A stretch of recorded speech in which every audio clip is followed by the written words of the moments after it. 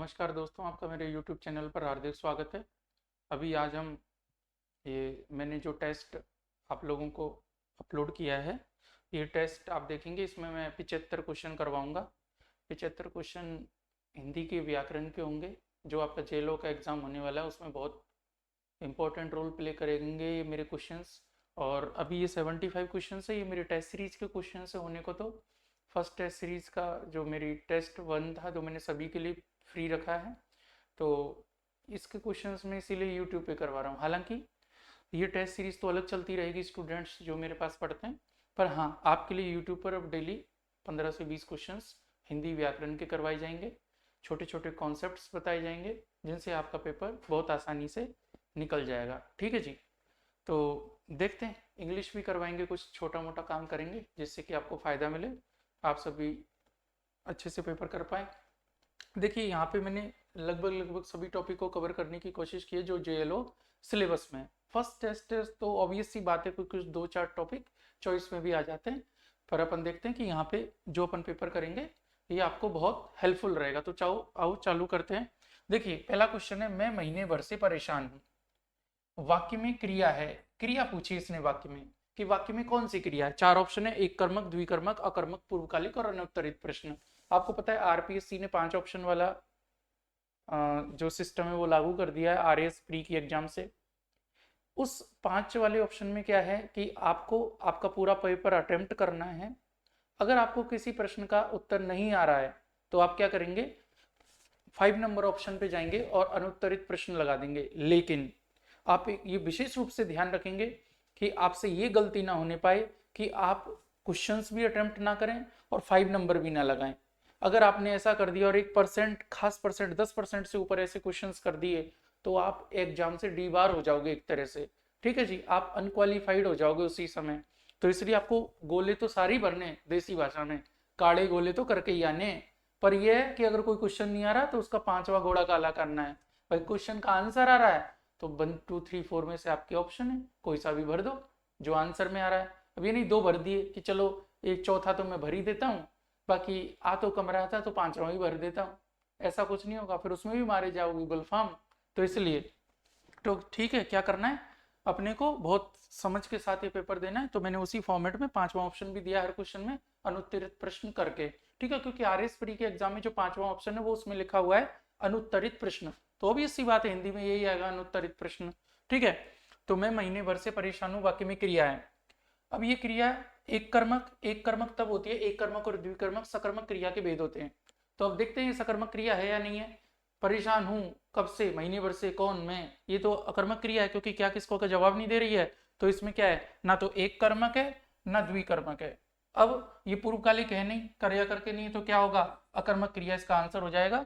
तो पहले क्वेश्चन का आंसर है 3। अब दूसरा क्वेश्चन, निम्नलिखित में से कौन सी नाम धातु क्रिया नहीं है।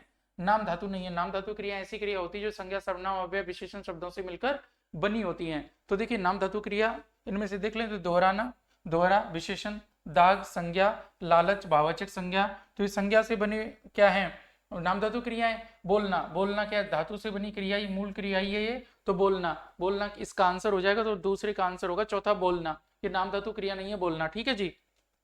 फिर उसके बाद, ठीक है, तीसरा अपना क्वेश्चन है कि निम्नलिखित में से सार्वनामिक विशेषण का उदाहरण नहीं है। निम्नलिखित में से सार्वनामिक विशेषण का उदाहरण नहीं है। तो देखो, सार्वनामिक विशेषण ऐसे विशेषण होते हैं जिनमें सर्वनाम के जस्ट बाद वही संज्ञा आती है जिस संज्ञा के लिए कि वह सर्वनाम यूज किया गया है। ठीक है जी। तो देखिए, क्या चीज, क्या चीज, क्या के बाद, जैसे मैंने पूछा नन्हे मुन्ने बच्चे तेरी मुट्ठी में क्या है, अभी उसका नाम लिया, नाम नहीं लिया उसका, नन्हे मुन्ने बच्चे तेरी मुट्ठी में क्या है। लेकिन अगर मैं कहूं मुट्ठी में क्या चीज है, क्या चीज मुट्ठी में, क्या चीज, अब क्या के बाद चीज ही बोल दिया तो उसका मतलब चीज थी, तो मैं पहले से ही पता था, क्वेश्चन थोड़ी है। तो क्या चीज है ना, कुछ रुपए। अब मेरी जेब में कुछ है और मैं कहूं मेरी जेब में कुछ सामान है, दोनों में अंतर है ना। तो देखिए, यहां पर क्या है, क्या चीज, तो क्या क्या है सर्वनाम और चीज क्या है संज्ञा। चीज संज्ञा के लिए सर्वनाम आ रहा है पहले, तो सर्वनाम नहीं है, सार्वनामिक विशेषण है। लड़की के लिए सर्वनाम आ रहा है कोई, तो ये सार्वनामिक विशेषण है। लड़का के लिए सर्वनाम आ रहा है यह है, तो ये भी सार्वनामिक विशेषण है। आप बच्चा है अभी, आप बच्चा है अभी बाबू, ज्यादा ना बोला करिए बड़ों के बीच में। तो यहाँ तो सर्वनाम के रूप में यूज किया है, तो इसलिए इसका आंसर होगा तीसरे का तीसरा। निम्नलिखित में से परिमाणवाची विशेषण है, निम्नलिखित में से परिमाणवाची विशेषण है। देखिए भैया, निम्नलिखित में परिमाण मतलब मात्रा को, माप तोल को बताता हो। कुछ दिन गिने जाते हैं दिन, सकल आय आय ग्रॉस इनकम गिनी जाती है, ज्यादा रुपए रुपए काउंटेबल होते हैं, लेकिन सारा का सारा जंगल जंगल क्या है, मापा तोला जाता है, इसलिए इसका आंसर क्या होगा, चौथे का तीसरा। बाहुल्य शब्द में संज्ञा है भाववाचक संज्ञा, बहुल अव्यय होता है, बहुल में यह प्रत्यय लगाकर क्या है, यह बन गया बाहुल्य, या बहुल में ता प्रत्यय लग जाकर बन जाता क्या, बहुलता। तो बाहुल्य शब्द क्या है, अव्यय से बनी भाववाचक संज्ञा है। ठीक है जी, फिर आगे चलते हैं। छठवां क्वेश्चन, निम्नलिखित में से यौगिक संज्ञा का उदाहरण है। यौगिक संज्ञा ऐसी संज्ञा होती है जो दो संज्ञा पदों से मिलकर बनी हुई होती हैं। घर एक ही संज्ञा है, काम एक ही संज्ञा है, धर्म और शाला दो संज्ञा हो गई, सूर्य एक ही संज्ञा है, तो इसका आंसर क्या हो जाएगा, तीसरा। तो है ना, छठवें का आंसर है तीसरा। अब देखिए, यह घर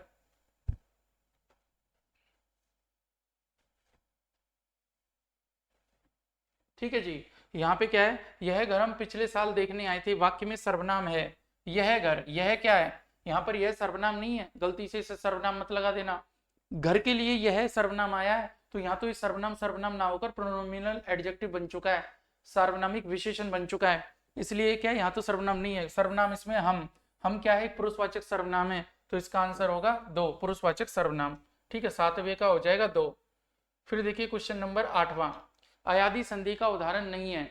अयादि संधि, अयादि संधि आपको पता है, अय आय अय आय, देखो अयादि संधि क्या है, इसमें बनते हैं अय आय अव और आव, ये चार बनते हैं। ठीक है जी, अय आय अव और आव। ठीक है, अब देख लेते हैं, श्रावक में आव है, विलय में अय है, ठीक है, पावक में आव है, अनवस्त्र में अनु प्लस अस्त्री, तो यण संधि का, इसलिए इसका आंसर क्या हो जाएगा, तो आठवें का आंसर 4 है, अनु प्लस अस्त्री यण संधि का है, ना कि अयादि संधि का। ठीक है जी, अहोरात्र, अहोरात्र शब्द में संधि कौन सी है, देखिए शब्द होता है अहन, अहन का मतलब होता है दिन, और ये है रात्रि। ठीक है जी, अहन का मतलब दिन है और ये है रात्रि, दिन और रात। ठीक है, इन दोनों को मिलाएंगे। ठीक है जी, तो अहन क्या होता है, यदि अहन जो शब्द होता है उसके बाद रे आ जाए, तो जो अहन का न है वो हट जाता है, और अह के पीछे क्या आ जाता है, ओ की मात्रा आ जाती है, तो ये अहन का न हट गया, ये आ गया अहो। अब क्या है, जब अपन समास पढ़ते हैं तो समासीकरण की प्रक्रिया में क्या होता है, कई शब्दों के पीछे की छोटी ई की मात्रा हट जाती है। ठीक है, डिटेल में तो अभी मैं नहीं बताऊंगा, नहीं तो ये बहुत लंबी वीडियो हो जाएगी, तो इसलिए अहोरात्र हो जाएगा। तो इसमें क्या है, अहोरात्र शब्द में कौन सी संधि है, तो ये तो हलंत आ रहा है, हलंत आ रहा है तो व्यंजन संधि होगी, इसलिए विसर्ग नहीं है, गुण नहीं है, स्वर नहीं है। अब देखो, पयोनिधि शब्द में कौन सी संधि है, पयोनिधि में पय प्लस निधि, लो भैया, ए विसर्ग का क्या हो गया, ओ हो गया, तो इसलिए क्या हो जाएगी, ये विसर्ग संधि हो जाएगी, 10वें का क्या होगा, एक होगा। ठीक है जी, अगला देखिए, किस विकल्प में दो से अधिक उपसर्ग हैं, दुर्वासना, दुर्वासना, दुरुपसर्गी बोल रहा है, निर प्लस, देखो इसमें है शब्द में निर प्लस उप प्लस अधि प्लस एक। ठीक है, इसमें दो से अधिक उपसर्ग है। ठीक है, अमवागत है ना, है ना, तो इसमें नहीं है। ठीक है, आनुसर्विक अनु प्लस रव प्लस एक, तो इसमें भी नहीं है, तो ये क्या होगा, दूसरा वाला ही हो जाएगा, निरुपाधिक। ठीक है, निरुपाधिक, तो निर प्लस उप प्लस अधि प्लस एक, तो इसमें तो 3 उपसर्ग हो गए, 2 से ज्यादा हो गए। ठीक है, अब है 12वें नंबर का क्वेश्चन, अनुत्पादक शब्द में उपसर्ग है। देखो अनुत्पादक में क्या होगा, अन हलंत वाला, उत हलंत वाला, है ना, तो अन और उतारा है, और पाद प्लस अक, तो अन प्लस उत प्लस पाद जो शब्द हो गया ये, और अक, तो अपन क्या करेंगे, दो उपसर्ग देखेंगे, अन हलंत वाला और उत हलंत वाला, तो देखते हैं कौन सा है, इसमें देख लीजिए। तो इसमें क्या आ रहा है, ये जो तीसरा ऑप्शन है मित्रों,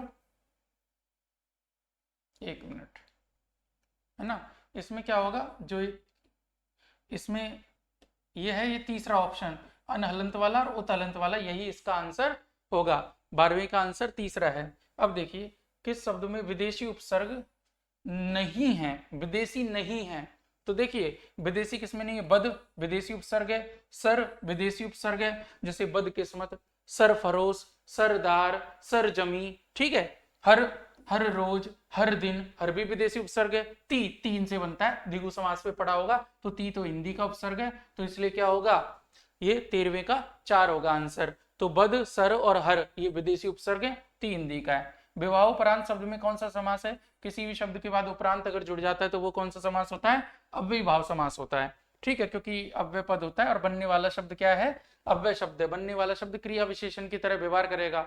विवाहोपरांत मिला, मैं राधा से विवाहोपरांत मिला, तो क्रिया से जस्ट पहले आकर क्रिया विशेषण की तरह अगर कोई शब्द व्यवहार करता है तो समास में वह शब्द क्या होता है, अव्ययी भाव समास होता है। ठीक है जी, तो इसका आंसर 3 होगा। पुत्र शोक शब्द में समास है। अब पुत्र के लिए शोक, पुत्र के लिए शोक, तो के लिए आ रहा है तो संप्रदान होगा, इसका आंसर 4 होगा 15वें का। जलकुंभी, जलकुंभी शब्द का सही समास विग्रह कौन सा है, जलकुंभी। देखो आपको पता है क्या होता है, ये जल है, अब इससे मान लो एक कोई कुंभी उत्पन्न हुई, मान लो अपन कमल ही खिला दें, है ना, ठीक है, अब ये जल से उत्पन्न है ना, जल से उत्पन्न है ना, अब इसमें क्या है, जल कुंभी शब्द का सही समास विग्रह क्या है, जल में उत्पन्न होने वाली कुंभी। अब वो क्या, कुंभी क्या होती, कमल की तरह बाहर नहीं निकलती, जल में उत्पन्न होती है कुंभी। ठीक है जी, तो इसलिए तो अपने क्या है कि जल में उत्पन्न होने वाली कुंभी आएगी, से नहीं आएगा, इसमें जल से बाहर निकली हुई कुंभी है, बाहर नहीं निकली होती ये, बल्कि अब अपने के कमल दिमाग में ठूसा हुआ रहता है कि यार कमल जल से बाहर निकलता है, क्योंकि उत्पन्न होने में क्या होता है, अपादान कारक होता है। ठीक है जी, लेकिन यहाँ पर जल में उत्पन्न होने वाली कुंभी, इसका सही विग्रह यही होगा। ठीक है, जल कुंभी शब्द का सही समास विग्रह यही है भैया। ठीक है, ठीक, अब आगे चलिए, अगला क्वेश्चन है अपना 17वें नंबर का। ठीक, यह है प्रेरणार्थक क्रिया के विषय में असत्य कथन, असत्य कथन ढूंढना है। प्रेरणार्थक क्रिया, प्रेरणार्थक क्रिया वो क्रिया होती है जिसमें कर्ता स्वयं काम ना करके किसी दूसरे से करवाता है। दो तरह की होती है, प्रथम प्रेरणार्थक, द्वितीय प्रेरणार्थक। ठीक है जी, तो प्रेरणार्थक क्रिया प्रथम व द्वितीय होती है, बिल्कुल होती है। प्रेरणार्थक क्रिया सकर्मक होती है, बिल्कुल होती है। जैसे माँ बच्चे को सुलाती है, सुलाती है किसको, बच्चे को, सकर्मक हो गई। और माँ नौकरानी से बच्चे को सुलवाती है, सुलवाती है किसको, बच्चे को, तो यहाँ भी क्या हो गई, सकर्मक हो गई। इसलिए प्रेरणार्थक क्रिया प्रथम व द्वितीय होती है, प्रेरणार्थक क्रिया सकर्मक होती है। प्रेरणार्थक क्रिया हमेशा एक वचन में होती है, सुलवाता सुलवाते, सुलाता सुलाती सुलाते, तो ये तो क्या है, एक वचन से तो बदल रही है। ठीक है, अब देखते हैं कि क्या बदलती है नहीं बदलती। प्रेरणार्थक क्रिया में कर्ता प्रेरणा देता है, बिल्कुल देता है। अब देखो यार, तीन ऑप्शन तो ये है, तो हमेशा एक वचन में होती है क्या, नहीं यार, अभी तो मैं बता रहा हूं, सुलाता सुलाती सुलाते, करवाता करवाती करवाते, उठवाता उठवाती उठवाते, दुलवाता दुलवाती दुलवाते, तो मतलब वचन तो एक नहीं बहुवी होता है। तो इसलिए इसका आंसर कौन सा हो जाएगा, इसका आंसर हो जाएगा तीसरा। तो देखिए भैया, तो ये जो 17वें नंबर का क्वेश्चन है, इसका आंसर क्या है, इसका आंसर इसलिए हो जाएगा तीसरा, अच्छी से याद कर लेना, तीसरा। ठीक है, ओके, आगे चलते हैं 18वें नंबर के क्वेश्चन पे। निम्नलिखित में से सकर्मक क्रिया नहीं है, और सकर्मक क्रिया नहीं है ये ढूंढना है अपने को। मोबाइल रखा है, मोबाइल है, ये टेबल है, ये टेबल है, इस पर क्या है, ये टेबल पर ये मोबाइल लेटा हुआ है। अब एक बात बताओ, टेबल पर मोबाइल रखा है, अपने आप ही रखा है, आप रखवा रहे हो बार बार उसे, अपने आप रखा है, जब अपने आप काम हो तो अकर्मक होती है क्रिया। ठीक है, तो मोबाइल रखा है, सकर्मक है क्या, नहीं है सकर्मक। मोबाइल हमें दे दो किसको, हमको या हमें, तो हमको शब्द तो शुद्ध होता नहीं है बाकी शुद्धि में, तो इसलिए इसमें तो सकर्मक है क्रिया। राम पुस्तक पढ़ेगा, पढ़ेगा क्या पुस्तक, तो ये भी सकर्मक है। खरीदा क्या, मोबाइल, तो है ना, हमने मोबाइल खरीदा, कौन ने, हमने, क्या, मोबाइल, तो ये भी सकर्मक आ रहा है, तो इसलिए अकर्मक क्रिया कौन सी होगी, मोबाइल रखा है। तो इसका आंसर कौन सा हो जाएगा, 18वें नंबर का, 18वें नंबर का आंसर हो जाएगा फर्स्ट, 18वें नंबर का क्या हो जाएगा, फर्स्ट हो जाएगा आंसर। आगे देखिए, अकर्मक क्रिया का उदाहरण नहीं है, अकर्मक क्रिया का उदाहरण नहीं है, अकर्मक क्रिया का उदाहरण नहीं है, ये अच्छे से वो किया करो गोले, जिससे पता लग जाए कि भैया क्वेश्चन क्या पूछ रहा है। वृक्ष सूख रहा है अपने आप थोड़ी देर सुखाने जा रहे हो उसको आग लेके, और अपने आप सूख रहा है, तो क्या अकर्मक क्रिया है। राम बाजार जा रहा है कहाँ, कहाँ से हमें मतलब ही नहीं होता, अकर्मक क्रिया है। ठीक है, सूरज निकल रहा है, अब आप तो निकलवाने जा नहीं रहे, अपने आप ही निकल रहा है, तो अकर्मक क्रिया है। उसने खाना दिया, दिया क्या, खाना, भाई साहब ये क्या है, सकर्मक क्रिया है। तो पूछ रहा अकर्मक क्रिया का उदाहरण नहीं है, चौथा नहीं है, तो 19वें का 4 हो जाएगा। कर्तृवाच्य का वाक्य नहीं है, कर्तृवाच्य ऐसा वाक्य जिसमें क्या होता है, कर्ता की वजह से लिंग और वचन बदलता है क्रिया का, उसे कर्तृवाच्य बोलते हैं। कर्तृवाच्य में हम चलेंगे, चलेंगे कौन, हम, मैं चलूंगा, तो इससे तो बदल रहा है। ठीक है, तो ये कर्तृवाच्य है। स्त्री पुरुष को पुरुष बनाती है, तो मतलब कौन बनाती है? स्त्री। स्त्री की वजह से क्या है, क्रिया का लिंग और वचन क्या है, क्रिया सिंगुलर। तो देखो ये कर्ता सिंगुलर, क्रिया सिंगुलर, कर्ता स्त्रीलिंग, क्रिया स्त्रीलिंग, तो मतलब ये तो क्या है, कर्तृवाच्य। राम पुस्तक पढ़ेगा, पढ़ेगा क्या पुस्तक, कौन, राम। सीता पुस्तक पढ़ेगी, सीता आते ही पढ़ेगी हो जाएगा, तो मतलब क्रिया किसकी वजह से बदल रही है, कर्ता की वजह से, तो कर्तृवाच्य ये भी। अब ये कह रहा है कर्तृवाच्य कौन सा नहीं है, सत्याग्रह द्वारा आंदोलन किया गया, द्वारा आ गया, द्वारा आ जाए तो वैसे भी कर्मवाच्य होता है। ठीक है, तो 20वें का 4 हो जाएगा। ठीक है, अब देखिए 21वें का, किस एक शब्द का लिंग नहीं बदलता, देख लेते। मक्खी, नरमक्खी, चाचा, चाची, सुत, सुता, तो हस्ती का नहीं बदलता। लो ऐसे ऑप्शन लगाने। जिन भाववाचक संज्ञाओं के अंत में आहट होता है, घबराहट होती है, अकुलाहट होती है, झुंझलाहट आती है, फुसफुसाहट होती है, फुसफुसाहट सुनाई देती है, तो सब लड़कियां होती हैं, है ना। जिनके पीछे आहट लगा होता है सब स्त्रीलिंग होती हैं। ठीक है, तो 22वें का हो जाएगा 2। ठीक है, निम्नलिखित में से किस विकल्प का प्रयोग सदैव एक वचन में होता है, कौन सा है जो हमेशा एक वचन में होगा? यदि किसी शब्द में ये प्रत्येक, एक, एक, हर एक और ऐसे आ जाए, सदैव एक वचन होते हैं। प्राण चले जाते हैं, आंसू आ जाते हैं, कक्षा चल रही होती है, तो है ना, पर सदैव एक वचन में। कक्षा तो कक्षाएं बहुवचन बन जाएगी, कक्षा स्त्रीलिंग शब्द है, कक्षाएं बिना कारक के, है ना, तो इसलिए प्रत्येक, प्रत्येक हमेशा प्रत्येक ही रहेगा, तो ये हमेशा एक वचन रहने वाला शब्द है। 23वें का 2 हो जाएगा। मध्यम पुरुष तू का सही बहुवचन क्या होगा, तो हम तो मैं का होता है, ये लोग नहीं होगा, यह का होता है, आप लोग भी नहीं होगा, तो क्या होगा, तुम लोग। ठीक है, इस तरह से। पानी शब्द का वचन क्या होगा, पानी क्या है, एक लिक्विड फॉर्म में है। पानी क्या है, परिमाणवाचक संज्ञा जो पढ़ते हो आप, कौन सी, द्रव्यवाचक संज्ञा, जिसमें क्या होता है, सॉलिड, लिक्विड और गैस मटेरियल होते हैं, उसमें अपन पढ़ते हैं ना कि द्रव्यवाचक संज्ञा हमेशा किसमें होती है, एक वचन में, क्योंकि उनका प्रयोग बहुवचन में नहीं होता है। अब आपने तो गाना सुना होगा, मैं पानियों सा बहता रहूं, पानियों, पानी का बहुवचन बना दिया ना, पानियों सा बहता रहूं, लेकिन ऐसे ना बनता बहुवचन पानियों से बहने के लिए। ठीक है, तो क्या है, पानी शब्द का वचन क्या होगा, अब सदैव एक वचन, बहुवचन एक वचन, तो सदैव एक वचन होगा। अच्छे से याद रखना, दिमाग में पानियों सा गाना होगा ना, गलत है ना, इसलिए आपको उसको सोच के इसको बहुवचन नहीं मान लेना, सदैव एक वचन है पानी, तो 25 का 3 हो जाएगा। 26 का देखिए, बच्चे बस से पाठशाला जाते हैं, वाक्य में कारक कौन सा है, साधन है क्या, बस बच्चों को ढोने का, तो बस से पाठशाला जाते हैं तो करण कारक हो जाएगा, तो इसलिए आंसर 26वें का 2 होगा। जिसके द्वारा कर्ता कोई काम करता है उसे क्या कहते हैं, कर्ता जिसके द्वारा, जिस साधन के द्वारा ही तो काम करेगा, तो उसे तो क्या कहेंगे, करण कहेंगे। ठीक है जी।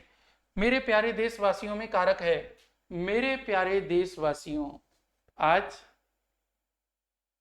शाम 8 बजे से 10 रुपए का नोट लीगल टेंडर नहीं रहेगा। अब लो, आपको क्या किया है, मैंने संबोधित किया है, संबोधित कैसे किया है, संबोधक बोधक चिन्ह लगा के, जिसे आप विस्मयादि बोधक बोलते हो, वो क्या है, संबोधन बोधक चिन्ह भी कहलाता है। तो मैं आपको एड्रेस कर रहा हूं, आपको संबोधन कर रहा हूं, तो है ना, मेरे प्यारे देशवासियों, तो क्या हो जाएगा, यहाँ पे संबोधन कारक हो जाए। लो भैया, ठीक है, 28वें का 4 हो जाएगा। कल तापमान अधिक होगा, वाक्य में काल है, कल होगा अधिक तापमान। ठीक है जी भैया, भूतकाल वर्तमान तो है ही नहीं है, भविष्य काल होगा। ठीक है जी। अब है, तो 29 का 3 हो जाएगा। उस तार पर एक कौवा बैठा है, उस तार पर एक कौवा बैठा है, सामने मान लो ये सामने तार है। अब इस पे क्या है, मान लो कि ये भाई साहब है ना, है ना, ये कौवा बैठा हुआ है। अब एक बात बताओ, उस तार पर ये एक कौवा बैठा है, वाक्य में कौन सा काल है, दिख रहा है ना, बैठा है, बैठ चुका है ना, दिख रहा है ना। अब इसमें क्या है, सामान्य भूतकाल नहीं होगा, सामान्य वर्तमान काल नहीं होगा। ठीक है जी।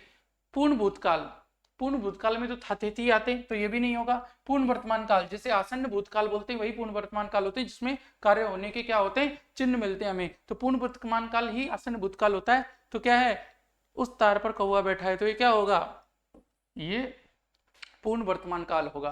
क्लियर है मित्रों, तो इसको देखेंगे। ठीक है, तो 30वें का हो जाएगा 4। अब अगला, तू गाए तो मैं नाचूं, तू गाएगी तो मैं नाचूंगा, भविष्य में ही होगा ये काम, तू गाए तो मैं नाचूं। कोई कह रही है कि नाचते नाचते मुझे डांस दिखा दे, तेरी डांस की स्किल्स पे ही हो सकता है कि मैं हाँ कर दूं। कि अच्छा, लड़का भी बहुत तेज था, लड़के ने भी फंसा दिया, कैसा है, मैं जरूर डांस करके दिखाऊंगा। पर मेरी एक छोटी सी बात है कि मैं ना ये म्यूजिक सिस्टम वगैरह पे जो गाने चलते हैं ना, इन पे नहीं नाच पाता हूँ। कि अच्छा, अब जैसे आप प्रेरणा दे रही हो मुझे नाचने की, हाँ बिल्कुल दे रही हो, आप गाइए मैं नाचूंगा। तो वो लड़का लड़की से कह रहा है तू गाए तो मैं नाचूं, और तू नाचना नाचना कह रही है, तू गाने लग जा, तू मस्त सा गा और मैं नाचूंगा। लेकिन अब वो गाना ही नहीं जानती, वो तो गाना अजीब ही किस्म का गाना जानती है ना। समझ रहे हो बात को? तो इसलिए तो हेतु हेतु मत भविष्य, शर्त लगा रहे हैं भविष्य की। शर्त वाला वाक्य क्या जाए? अगर भूतकाल में हो तो हेतु हेतु मत भूतकाल, भविष्य काल में हो तो हेतु हेतु मत भविष्य काल, और वर्तमान में हो तो हेतु हेतु मत वर्तमान काल। जैसे राधा कह रही है, अब देखो क्या कह रही है, यदि आटा होता है तो खाना बना लेती हूँ, प्रेजेंट की बात है, तो हेतु हेतु मत वर्तमान काल। यदि आटा होता तो खाना बना लेती, पास्ट की बात कर रही है। यदि आटा होगा तो खाना बना लूंगी। तो इस तरह से, तो इसमें हेतु हेतु में तो भविष्य होगा, 31 का 2 होगा। तुम दिन भर घूमते रहो, भर क्या है? निपात है, आप सबको पढ़ाया हुआ है, जो आप सब मेरे स्टूडेंट हैं, इन्होंने तो पढ़ाई है, तो है ना, कोई दिक्कत नहीं है। तो निपात ये है, तो भर, ठीक है। सीमा बोधक निपात है, बलदायक निपात है भर, ठीक है। हटो, मैं विस्मयादि बोधक का प्रकार है, हटो। अपन डांटते हट, ऐसे डांटतेपन, हटो। तो ऐसे क्या कर रहे हो? तिरस्कार कर रहे हो। अब देखो विस्मय तो हो नहीं रहा हटने से। आपने किसी को ऐसे, किसी ने आके कहा पता है यार आज मैंने ना बहुत बड़ा फ्लाईओवर देखा, हड़प, ऐसे थोड़ी कहेंगे। विस्मय होगा उसमें, तो उसमें कहेंगे अच्छा, उसमें तो ऐसे अरे ऐसे कहेंगे। लेकिन यहाँ तो क्या है, आप उसको डांट रहे हो, चेतावनी भी नहीं दे रहे, ठीक है। चेतावनी तो पूरी फिर लिखी होती। अब इसमें अनुत्तरित तो करना ही नहीं है, ठीक है। चलो अब देखते हैं संबोधन। अब संबोधन क्या है? संबोधन तो उसको बोल थोड़ी रहे हो, तो ये भी नहीं है। तो क्या है? तिरस्कार, सामने वाली की बेइज्जती, हट अरे यहाँ से आंखों ऐसे अपन बोलते हैं ना, वही वाली चीज जो मन में भावना है आप सोच रहे हो वही है, ठीक है। तो 33 का क्या हो जाएगा? 1 हो जाएगा।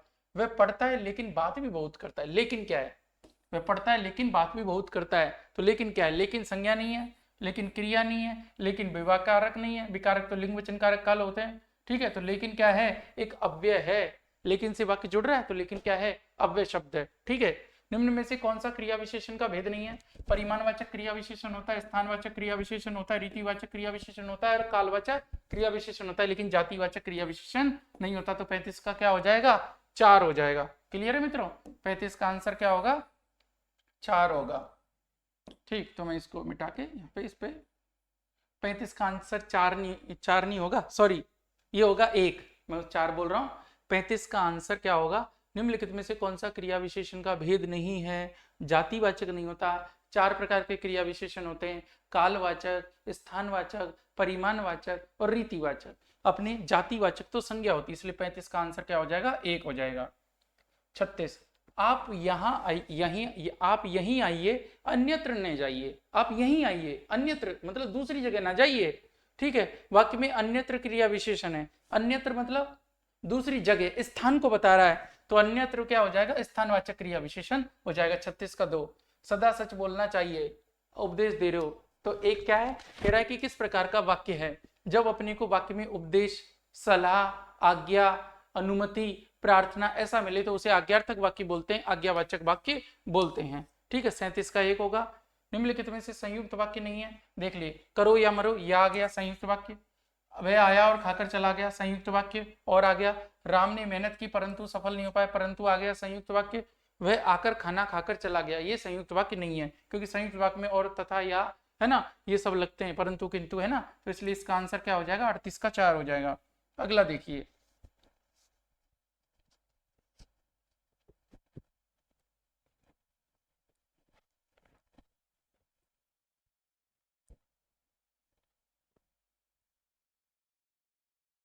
ठीक है। अगला क्वेश्चन देखिए, जिस वाक्य में और, क्योंकि, लेकिन, किंतु, परंतु आदि शब्द जुड़ते हैं वो क्या होता है? वो संयुक्त वाक्य होता है, ठीक है। ये अभी अपन ने जस्ट ऊपर वाले क्वेश्चन में देखा, उसी का है ये, ठीक है। तो 39 का 4 हो जाएगा। खाने की इच्छा क्या कहलाती है? बुभुक्षा। बुभुक्षा, यदि किसी भी शब्द में, देखो वाक्यांश के लिए एक शब्द पढ़ते हो आप, अगर कोई भी ऐसा वाक्यांश दे और उसका एक शब्द पूछे जो इच्छावाची वाक्यांश होना चाहिए, है ना, तो उसका हमेशा शब्द शुद्धि में याद रखो कि जो पहला वर्ण होगा ना वो छोटे ऊ की मात्रा वाला होता है। तो इनको मैंने जो पिछली वीडियो है मेरी उसमें ये बताया मैंने रूल ना, ठीक है। तो इस चीजों को याद रखना है, ठीक है। ऐसी जीविका जिसका कुछ ठीक ठिकाना ना हो, आकाश वृत्ति, है ना, अब ये चौराहे पर आते हैं बेचारे, सुबह सोच के आते हैं कि हमें क्या मिल जाएगा, काम मिल जाएगा, लेकिन काम नहीं मिल पाया। काम क्या हुआ, नहीं मिल पाया। तो काम नहीं मिल पाया तो आज क्या है, घर पे खाली हाथ चले गए। फिर अगले दिन आए, अगले दिन काम मिल गया। तो ऐसी क्या है, ऐसी जो आजीविका निश्चित नहीं, उसे क्या बोलते हैं, आकाशवृत्ति बोलते हैं। ठीक है जी, तो 41 का 2 हो जाएगा। किनारे लगना मुहावरे का अर्थ है कि यार मैं तो, मेरी नैया तो किनारे लग गई है ना, मैं तो अपने किनारे लग गया। किनारे लग गया मतलब डूबने से बचना नहीं। ठीक है, किसी कार्य का समाप्त होना, बिल्कुल ये तो हो सकता है। लहरों का द्वारा वस्तु का किनारे पर आना नहीं, नदी किनारे पहुंचना ये भी नहीं। तो इसका आंसर क्या हो जाएगा, 42 का 2। बात का धनी होना कि यार वो आदमी ने बहुत सही है भाई, उस पे भरोसा कर सकता है। क्यों, यार जवान का पक्का है यार, कि मतलब यार बात का धनी है, एक बार तुझे वादा कर दिया ना, एक बार तुझसे कह दिया तो फिर वो अपनी आपकी भी नहीं सुनता। एक बार जो कमिटमेंट कर दी तो फिर दूसरे अब किसी की नहीं सुनेगा वो। क्या अच्छा ये बात है, यहाँ भाई बात का धनी है मतलब कि अपने वायदे का पक्का है। ठीक है, तो 43 का क्या हो जाएगा, 1 हो जाएगा। होनहार बिरवान के होत चीखने पात, बचपन में जब अपने गुणों को दिखाने लगे तो उसी को बोलते हैं। तो बड़ा होशियार बच्चा ना, दूर से सब चीजें अच्छी लगना ना, बचपन से ही बड़प्पन का संकेत। बिल्कुल, बचपन से ही बड़प्पन का संकेत क्या होगा, होनहार बिरवान के होत चीखने पात। लोकोक्ति का अर्थ आपको 2-3 एक जैसी लगेंगी ऑप्शन में, एग्जाम में बहुत सोच समझ के आंसर करना है। आपके जीवन का एग्जाम है, जीवन का एग्जाम का मतलब ये नहीं है कि एग्जाम ही जीवन है, लेकिन एग्जाम में सिलेक्शन होगा। सिलेक्शन होगा तो तनख्वाह मिलेगी, और तनख्वाह से क्या चलेगी, आजीविका चलेगी। नहीं तो फिर क्या होगा, आकाश वृत्ति। समझ रहे हो, मिल गए तो पैसे मिल गए, नहीं मिले तो नहीं मिले। आज कोई चैम्बर में आ गया, मामला आ गया, नहीं तो क्या है, वकीलों के तो आकाश वृत्ति होती है बेचारों के, कि भाई आज कोई केस मिल गया तो आज पैसे आ गए, है ना। 2 दिन नहीं मिला तो नहीं आए, फिर आ जाएंगे, फिर मिल जाएंगे। ठीक है, तो आप कितने लोग मानते हो कि जो रजिस्टर्ड एडवोकेट्स हैं हाई कोर्ट, सुप्रीम कोर्ट या लोअर कोर्ट्स के, उनको एक प्रॉपर अमाउंट मिलना चाहिए। एक मतलब एक तरह का मान लो कि, है ना, आप मान लो उनको एक बेसिक सा पैसा इतना मिले कि उससे अगर कोई गरीब वकील हो ना तो वो अपना परिवार चला पाए। कितने लोग इस चीज को मानते हो, ये बड़ी बात है।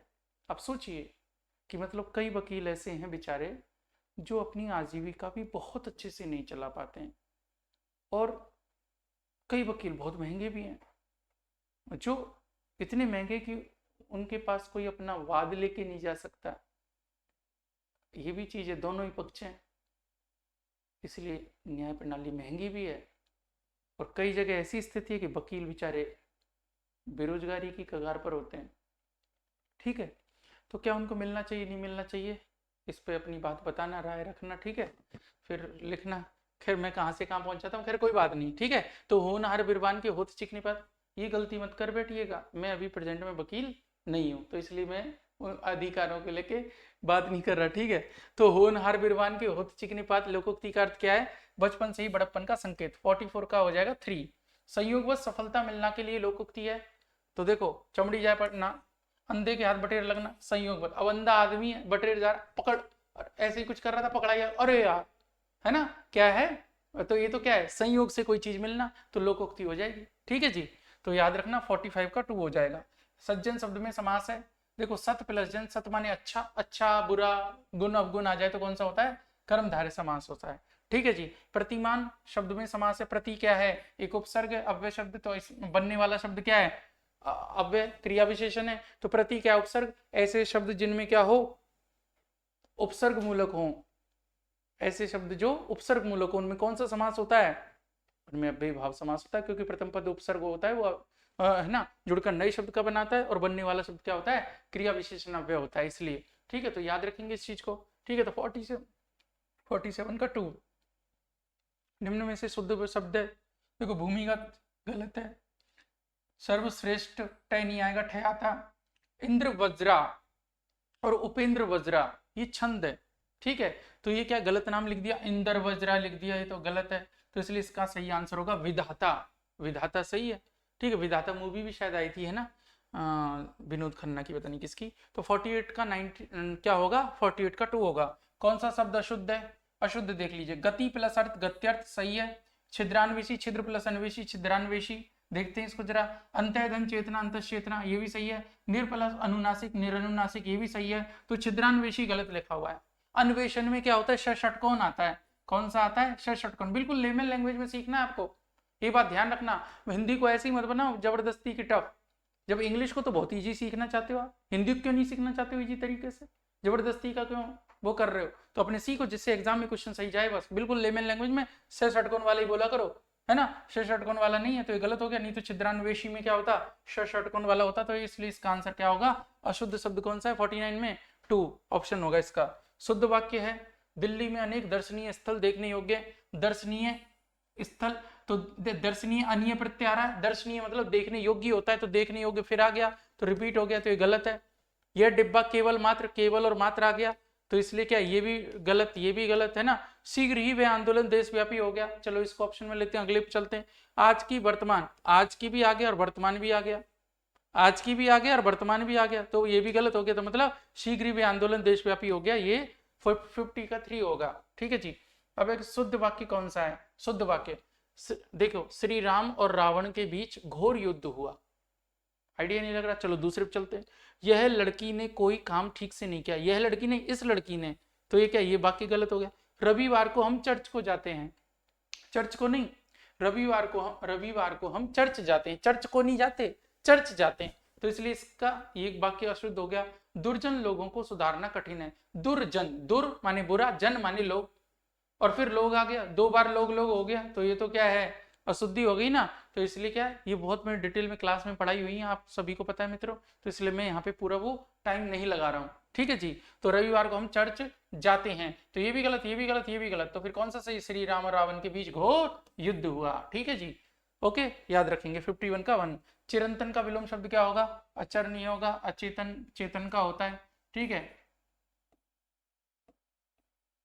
अरे इसको क्या होगा, हाँ ठीक है, अचर का चर होता है, अचेतन का चेतन होता है। ठीक है, नश्वर का देख लेते हैं, चिंतन अचिंतन का होता है, लेकिन चिरंतन, चिरंतन मतलब जो नित्य है, जो लगातार है, जिसका कोई नाश नहीं है। नश्वर जो क्षण भंगुर है, जिसका नाश हो जाएगा, तो इसलिए इसका आंसर क्या होगा, 3 होगा। 52 का 3।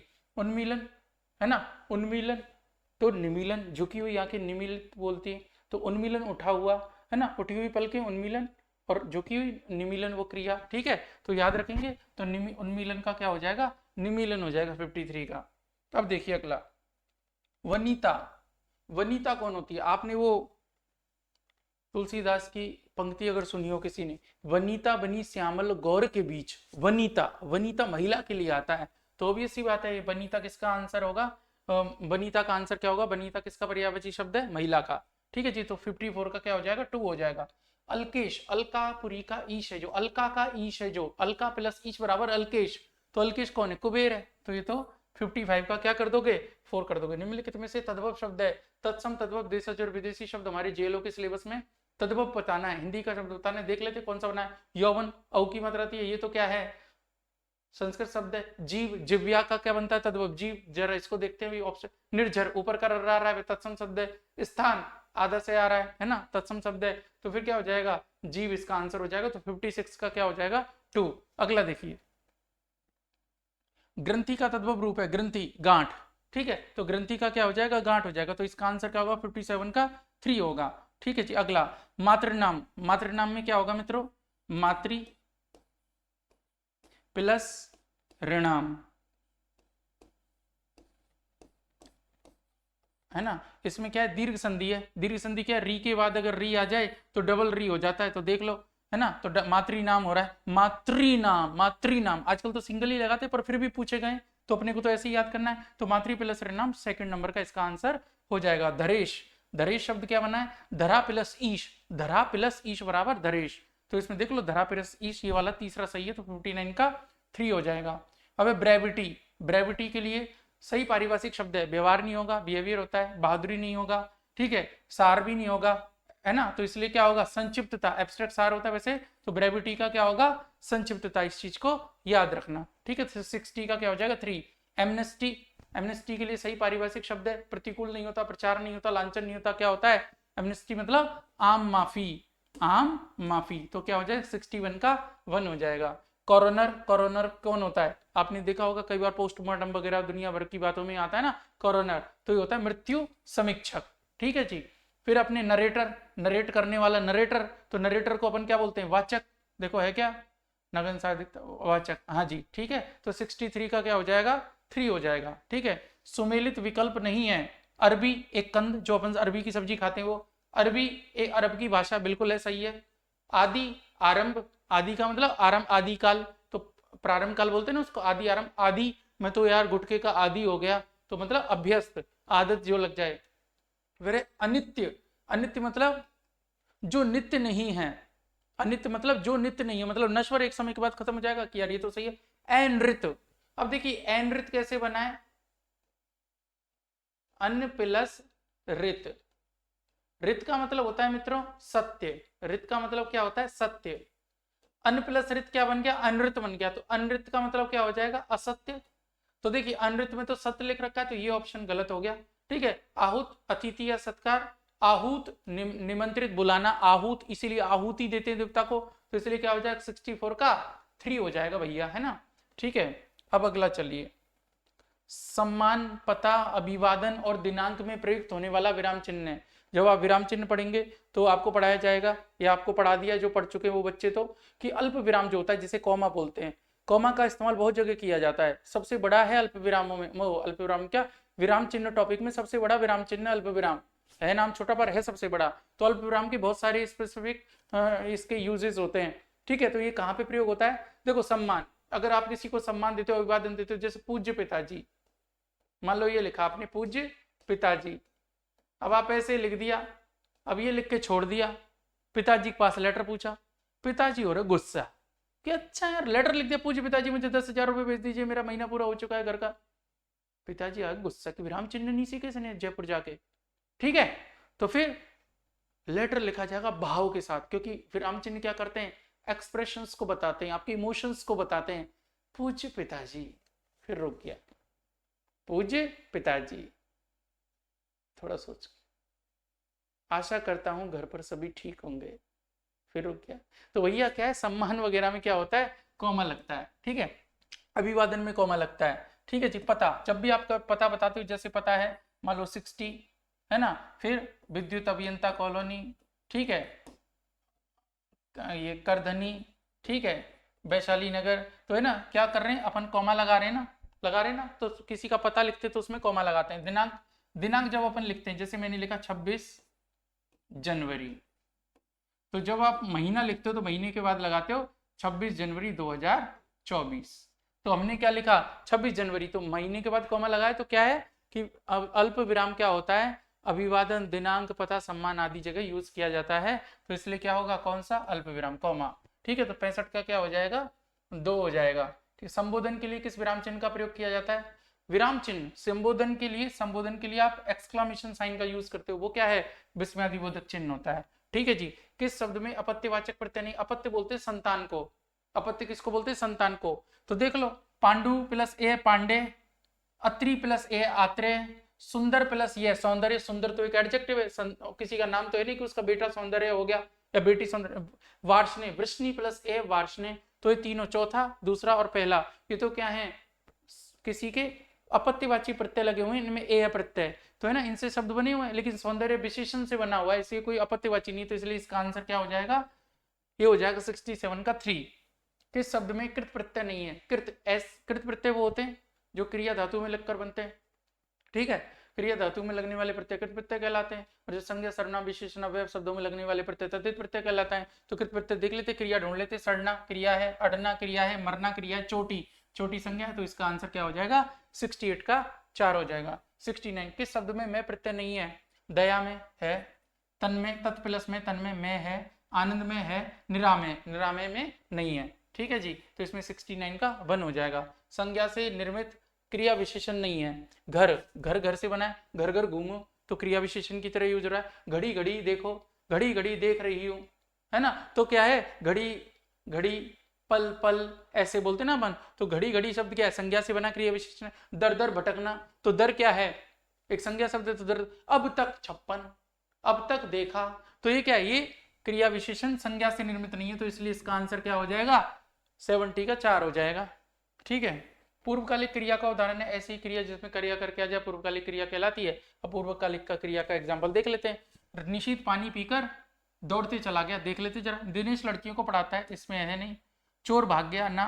देखो वैसे क्या है, पूर्वकालिक क्रिया एक क्रिया समाप्त होने के बाद दूसरी क्रिया प्रारंभ हो जाए तो उसे पूर्वकालिक क्रिया कहते हैं। एग्जाम में कैसे पहचानना है, जिस वाक्य में क्रिया करके आ जाए वो पूर्वकालिक क्रिया का एग्जाम्पल होता है। राम बेटा इसमें भी नहीं है, अनुत्तरित प्रश्न से हम देखने अभी देख लेते। पहले पी कर क्रिया करके आ गया तो पूर्वकालिक क्रिया में क्या हो गया, पूर्वकालिक क्रिया के लिए फर्स्ट इसका आंसर हो गया। तो देखिए 71 का फर्स्ट। संरचना की दृष्टि से क्रिया का भेद है, नाम धातु क्रिया, प्रेरणार्थक क्रिया। अच्छा भेद नहीं है, देखो मैं ही गलती कर रहा हूं मेरे पेपर में, देख लो ऐसी हो जाती है सिली मिस्टेक, सिली मिस्टेक हो जाती है। तो ये सिली मिस्टेक ना करना, समझ रहे हो बात को। जैसे मैं ओवर एक्साइटमेंट में अरे चलो जल्दी से करा के निपटाते हैं, रात के बज गए कितने 2:45, यार गलती हो गई। अगर थोड़ा सा पहले बनाता ना इस वीडियो को और फिर 2:45 बज रहे होते तो फिर क्या कहता मैं, रात के बज गए 2:45, जो होता है होने दो। तो है ना, अगर गलती हो जाती तो होने देते, पर अभी तो बज रहे 2:45 और 2:45 पे गलती ना करते, है ना। तो इसलिए संरचना की दृष्टि से क्रिया का भेद नहीं है, पूछा नहीं है। ठीक है, देखो आपको पता है क्रिया के भेद, कर्म के अनुसार क्रिया के भेद, प्रयोग और संरचना के आधार पर क्रिया के भेद और काल के आधार पर क्रिया के भेद, इन तीन आधारों पर क्रिया के भेद देखे जाते हैं। तो संरचना के आधार पर कौन सी क्रिया नहीं है, सकर्मक क्रिया नहीं है, क्योंकि ये कर्म के आधार पर होती है, इसलिए 72 का क्या हो जाएगा 3। आकारांत स्त्रीलिंग शब्दों का बहुवचन बनाया जाता है, जैसे आकारांत स्त्रीलिंग शब्द ऐसे शब्द जिनकी आखिरी मात्रा में आ की मात्रा और वो स्त्रीलिंग शब्द अगर उसका बहुवचन बनाए तो कैसे बनेंगे, माता माताएं, लता लताएं, कथा कथाएं। तो ए लगाकर बनाया जाएगा, ए के ऊपर चंद्रबिंदु। आरजेएस प्री में भी आया था, यातना यातनाएं। ठीक है, तो इसलिए तो इसमें क्या हो जाएगा 73 का 3 हो जाएगा। प्रेषण शब्द में प्रयुक्त उपसर्ग है, तो प्रेषण में देखो प्रय उपसर्ग होता है, प्रयप्लसीशन गुण संधि होती है, तो इसलिए इसका क्या हो जाएगा 74 का 3। राम आवाज मत करो, वाक्य में वृत्ति है, राम आवाज मत करो, ओ से अंत हो रहा है वाक्य, ऑर्डर। वृत्ति कौन सी होगी, आज्ञार्थक वृत्ति होगी, तो इसलिए इसका आंसर क्या हो जाएगा 75 का 2। इस तरह देखो अपन ने बहुत कम समय में 75 क्वेश्चंस को कर लिया है और मैं आशा करता हूं कि इसी तरह आप मुझसे जुड़ी रहेंगे। चैनल को सब्सक्राइब करो भैया, है ना, सीधी बात है। और अपन कराएंगे इस पर डेली क्वेश्चन कराएंगे। आपके लिए तो हिंदी का ही मैटर थोड़ा थोड़ा आता रहेगा, बाकी और अदर एग्जाम्स के लिए आरएस वगैरह के लिए, इनके लिए मैं जीके वगैरह का ये जो पोर्शन है वो भी पढ़ाऊंगा। तो देखते हैं जीके में भी कौन सा, पहले छोटा वाला जैसे सोशियोलॉजी, है ना, जैसे कि अकाउंट्स एंड ऑडिट, जैसे कि मतलब मैनेजमेंट, जैसे कि अपने लॉ एंड लॉ में अपना जो लॉ है विधि वाला है, थर्ड पेपर में बिहेवियर है, योगा एंड स्पोर्ट्स है, ये सब पढ़ेंगे। ठीक है जी, तो चलते हैं। देखो अभी तो स्टार्ट किया है, कारवा बनता चला जाएगा। ठीक है, तो आज के लिए इतना ही, धन्यवाद आप सभी का। ठीक है, आगे भी अपने दोस्तों को भेज देना इसको। आज के लिए इतना ही, ठीक है।